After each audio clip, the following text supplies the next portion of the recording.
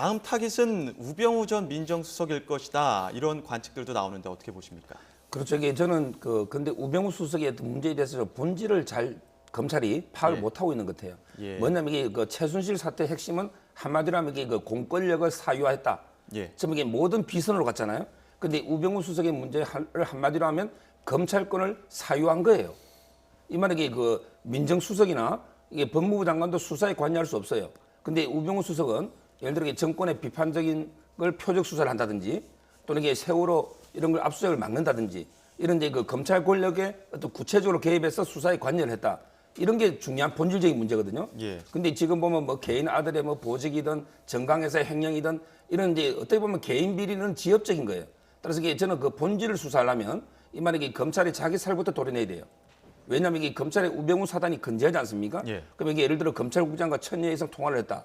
이게 총장하고도 몇십 배 통화했다는 거 아닙니까? 예. 그렇다면 이게 법무부든 검찰부터 압수수색을 해서 뭔가 이게 어떤 수사에 개입한 게 있는지 정말 이게 역대 굵직굵직한 지금 정권 특수사 보면 전부 이게 우병우 수석이 뒤에서 작용한 게 아닌가 이런 의문이 많이 제기되고 있거든요. 저는 이런 어떤 본질적인 부분 왜냐하면 검찰권을 완전히 개인 사유해서 자기 정권의 입맛에 따라 휘두른 이런 부분에 대한 수사가 필요한 게 아닌가 이렇게 보입니다. 전적으로 그거 맞는 말씀인 게 예전에 이제 이 국정농단 사태라는 것이 작년 한 7월, 8월서부터 이제 언론에서 이제 의혹이 이제 본격적으로 제기되기를 시작했고요.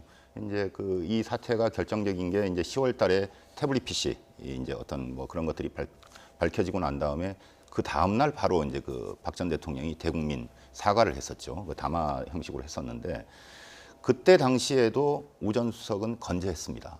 건재했고요. 그래서 작년 10월 30일에 이제 결국은 이제 사표를 이제 수리를 했었는데 그러고 있다가 한 6일인가 있다가 이제 검찰에 출석을 했었죠. 출석을 했을 당시에도 사실 전직 민정수석이었지만은 아직까지도 그때 소위 우리 좀 우스갯소리로 얘기를 하면 어깨에서 힘이 빠지지 않았다. 그래서 레이저를 쐈다라고 이런 것들이 상당히 많이 얘기가 있었고요. 그러다 보니까 국민적인 감정이 상당히 상해 있었습니다. 그래서 이제 어떤 그런 것들이 좀 이번 사태의 일정 부분 정도 이제 국민들의 감정이나 이런 것들이 반하는 것들을 많이 이제 한 것이 아닌가라는 생각도 해볼 수가 있겠습니다.